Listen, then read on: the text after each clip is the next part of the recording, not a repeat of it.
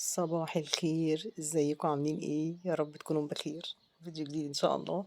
بس قبل ما نبدأ الفيديو عايزين نصلي على رسولنا الكريم عليه افضل الصلاة والسلام. تاني حاجة الكومنت الحلو اللي دايما بيسعدني، بحبكم جدا في الله، وربنا يا رب يوفقكم ويسترها معاكم دنيا واخرة باذن الله. تعالوا نبدأ مع بعض الفيديو كده الاول. نشوف النهارده هنعمل ايه. فين كوباية النسكافيه يا جيجي؟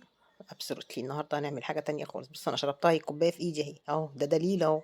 بس انا بس عشان ما ايه، حسيت ان الموضوع كده ايه، هيبقى حلو يعني. فالمهم يعني خلونا في المهم، تعالى نعمل مع بعض شوية المواعين دي كده الأول، وبعد كده نشوف يومنا هيمشي ازاي. النهارده اليوم بتاعنا سهل وخفيف كده وبسيط. بس هو أهم حاجة إن أنا أنضف الحوض علشان خاطر إيه، أعمل غدا معاكم. وأكلة بسيطة كده هعملها مش في البيت. تخيلوا بقى إيه هي اللي أنا مش هعملها في البيت. شوفوا انتوا بقى، شوفوا انتوا بقى. آه، قُلت بقى أول حاجة أعملها أشجّعكم الأول كده على نفتح المَيّة السخنة بتاعتنا، ونخش على مواعيننا لو أنتِ بتصحي بدري زي حالاتي كده. طبعًا ده دليل إن أنا باصحى بدري، في دليل أهو. إيه هو الدليل بقى؟ هاقول لكم. عشان في واحدة بتقول لي تلاقيكِ بتصحي العصر. طيب ماشي أنا معاكِ، أنا باصحى العصر وكل حاجة. طيب في كومنتات اسألوها كده في الكومنتات، خلّيها ترد عليكم. طبعًا أكيد في ناس بتكتب لي كومنتات وأنا رديت عليهم حوالي الساعة 6:00 ص. حتى واحدة كتبت لي: يا جيجي أنتِ صاحية كده رديتِ أول ما بعتّ لِك رديتِ على طول. ده معناه أهو إن أنا باصحى بدري. وبعدين يعني باصحى بدري، باصحى متأخّر، المهم إن أنا بانجز بيتي وبانجز شغلي. ومش هاقول لِك إن أنا باصحى بدري عشان حضرتِك تدّيني جايزة نوبل والّا تدّيني أي حاجة، لأ ده تعوُّد بس مش أكتر. يا رب تصحي بدري زيي، يا رب، يا رب. ييجي لِك كده بُصّي، ييجي لِك ويحُط عليكِ وتصحي بدري زيي. المهم بجد في ناس والله العظيم بُصّوا يعني، يالّا ربنا يصلح حالنا وحالكم يا رب.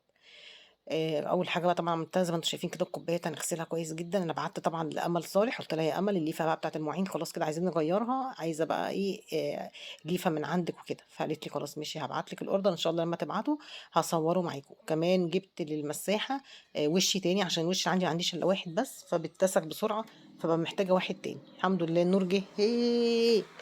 استنوا اطفي المروحة عشان الصوت. النور جِه، النور جِه. النور جِه والأسانسير عطلان. والله طالعة امبارح على السلِّم، طالعة على رجلي امبارح.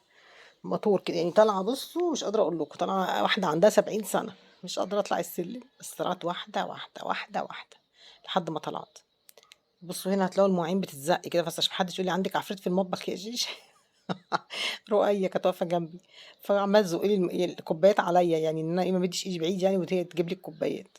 كانت واقفة طبعًا بتطلب طلب. وأذَن بقى، وهي لمّا بتحب تطلب طلب يعني الحمد لله إن الطلب بيتنفّذ من كتر الكلام في الموضوع. قُلت بقى أتسلى كده وأغسل شوية المواعين وبعد كده أخش إيه، أعمل الغدا. قعدت أفكّر، أفكّر، أفكّر، أفكّر، أفكّر أعمل إيه أكل النهارده. وأنتم مش بتحبّوا تغششوني بصراحة، بتقولوا لي أكلات كده يعني مش من قاموسنا هنا في البيت. أي والله، يعني في واحدة قالت لي أكلة جميلة أنا باحبها جدًا، بس للأسف ما أقدرش أعملها. يعني لو عملتها ممكن ولادي يسيبوا الشقة ويمشوا. غسلت بقى مواعيني زي ما أنتم شايفين كده وخلّيت الدنيا زي الفل. هنضبّط دلوقتي الحوض وهنخلّي الدنيا تمام ولايك بقى للمواعين، لايك للمواعين. طبعًا في ناس كتير ما بتحبش فقرة المواعين. يا جيجي المواعين يا جماعة ده خير والله العظيم. لمّا يكون عندِك مواعين في البيت اعرفي إن أنتِ عندِك خير في البيت. اللي هو إزاي؟ طب ما الأطباق دي جات منين؟ أكيد أكلنا فيها. لو حوضِك بقى نضيف دايمًا كده وما بتاكليش في حاجة وما تعمليش في حاجة، هتحسي إن الدنيا ما فيهاش. أنتِ ذات نفسِك هتزهقي. فكل حاجة غسيل كتير تعرفي إن في بركة. في ولاد بتقلع، في ولاد بتلبس. في يعني ربنا يخلّي لكم ولادكم ويخلّي لكم أزواجكم ويخلّي لكم كل حاجة في الدنيا، أمهاتكم وأبهاتكم وكل حاجة. واستنوا بقى اللي عمالين ترنّوا أنتم بقى، استهدوا بالله. مش عارفة أسجّل أنا باقول كلمتين لجمهوري. حول ولا قوة إلا بالله. المهم بقى غسلت مواعيني ودخلت بقى على الحوض. طبعًا السلكة اللي أنتم شفتوها دي ناس هتقول لي: يا جيجي طب قطّعي السلك قطع، قطع وبتاع. ما كانش عندي وقت بصراحة. أنا أكتر حاجة بتتعبني في المواعين الحاجات الرفيّعة اللي أنتم شايفينها دي، المعالق والحاجات دي. لكن ادّيني بقى إيه، الأطباق الكبيرة والحاجات دي تنجز معايا. دول بقى بياخدوا وقت يعني. بس الحمد لله أنجزنا وخلّصنا مواعيننا. وطبعًا سِت البيت مش مواعين بس كمان، لأ ده عليها ضغوطات كتير جدًا لازم تخلّصها. بس أنا عشان في ناس كتير بتقول لي: يا جيجي إحنا مش بنحب غسل المواعين. بس أنا لأ باشجّعِك أهو، واقول لِك قومي اغسلي مواعينِك. لو مش بتحبي المَيّة الساقعة في الشتا، شغّلي مَيّة دافية، شغّلي السخّان عندِك وابدئي اشتغلي المَيّة الدافية بتاعتِك. هتلاقي نفسِك إيه، ربنا سهّل معاكِ الأمور بإذن الله. طبعًا الكنكة دي أصلًا مش بتاعة لبن، تمام. فأنا باعمل فيها اللبن، بافتكس بقى أنا افتكاساتي يعني. فاللبن بيلزق تحت. فلازم اتعكب سلكه بلدي كده عشان بالليفه مش بتطلع حاجه خشنه يعني.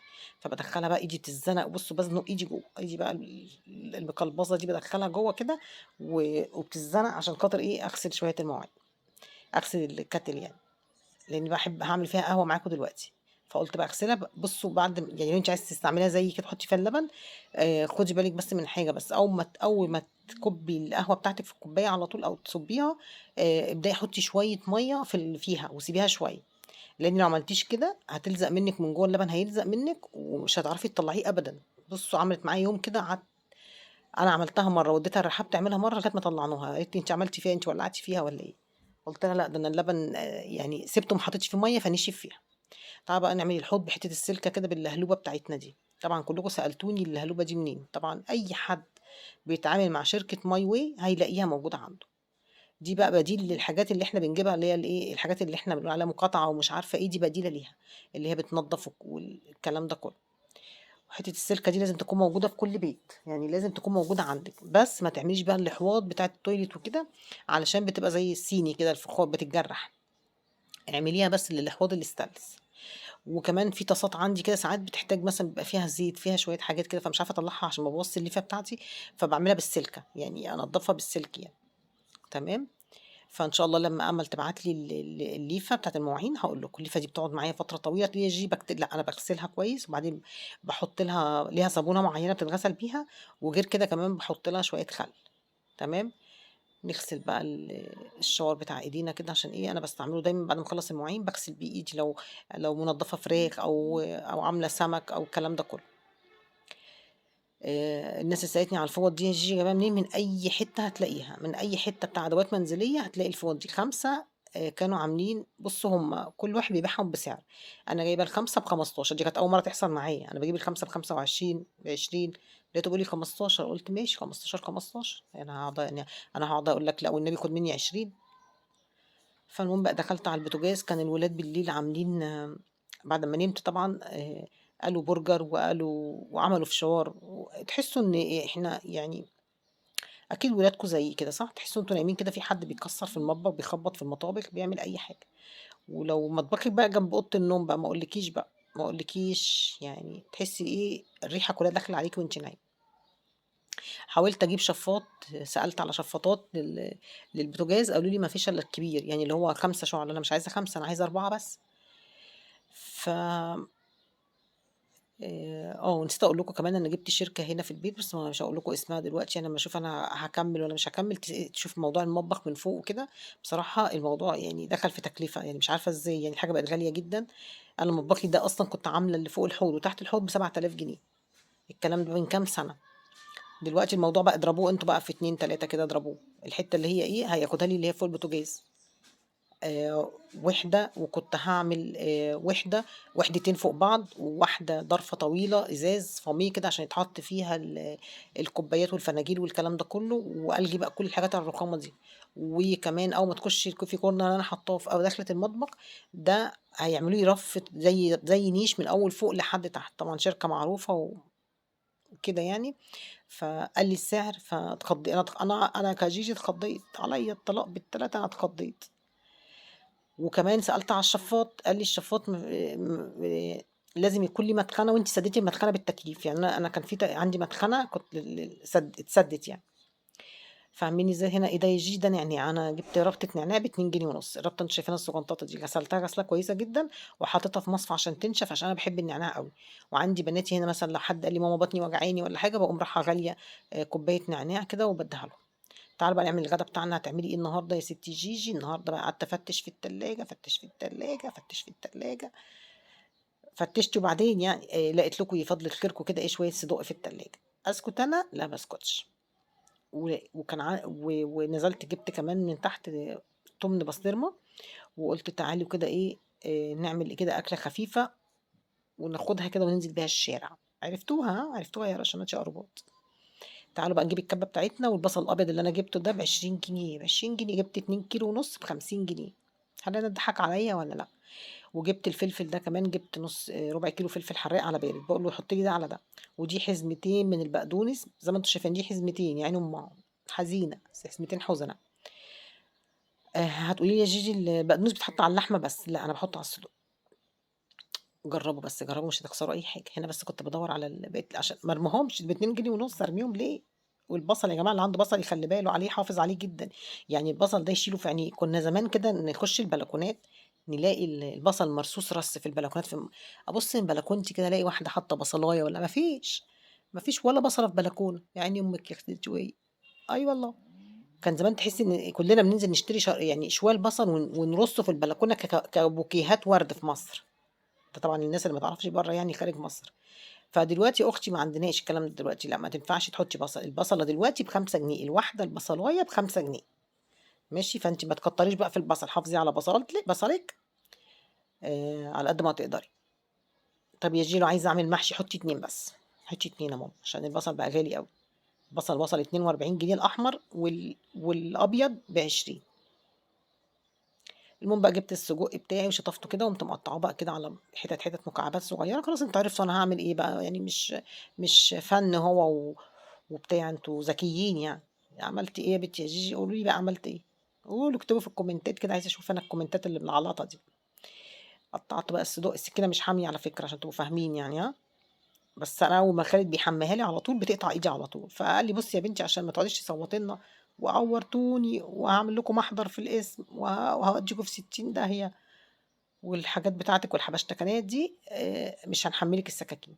طَب معلش حمّيها لي. قال لي: "لا، لا، لأ، باحمّيها لِك بتتعوّري وما بتسكتيش.